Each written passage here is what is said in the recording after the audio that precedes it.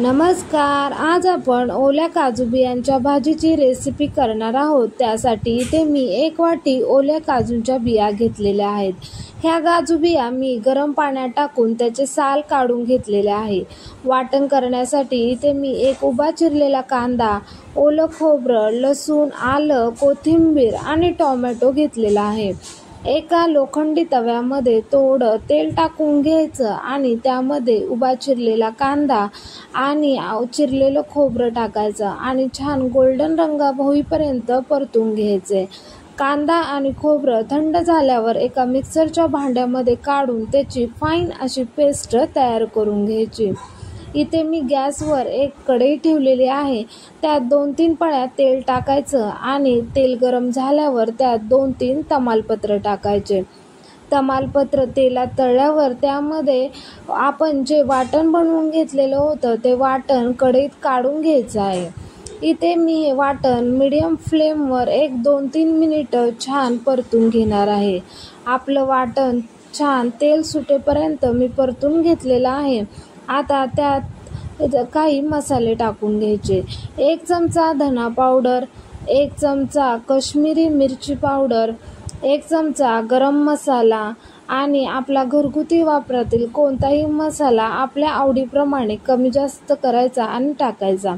इथे सर्व मसाले टाकून मी आपले हे वाटण छान तेल सुटेपर्यंत परतून घेणार आहे. आपलं हे पुन्हा 1-2-3 मिनटं वाटण छान परतण्यासाठी लागतात.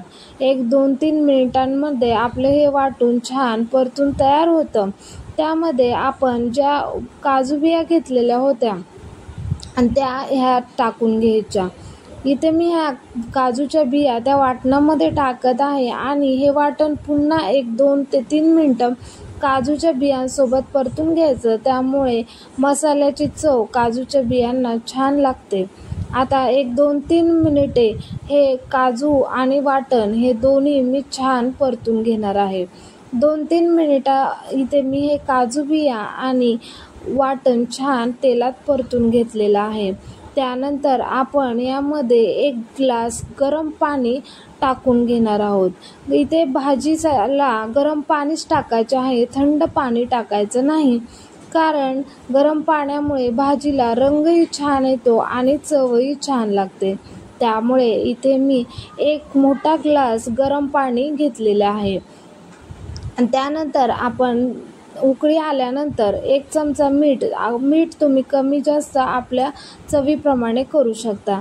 इथे मी मीठ टाकलेलं आहे आणि भाजी छान ढवळून 10 ते 12 मिनिटे मीडियम फ्लेमवर शिजण्यासाठी ठेवलेली आहे.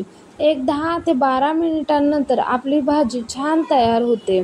ही भाजी तुम्ही चपाती, भाकरी, भात कशासोबतही खाऊ शकता. चवीला अप्रतिम लागते. इथे आपली भाजी खाण्यासाठी तयार झालेली आहे. ही भाजी शिजायला जास्त वेळ लागत नाही. काजूच्या बिया ह्या ओल्या असतात त्यामुळे अगदी 10 ते 12 मिनिटांमध्ये आपली भाजी मस्त तयार होते. आता ही भाजी मी एका भांड्यामध्ये काढून घेतलेली आहे.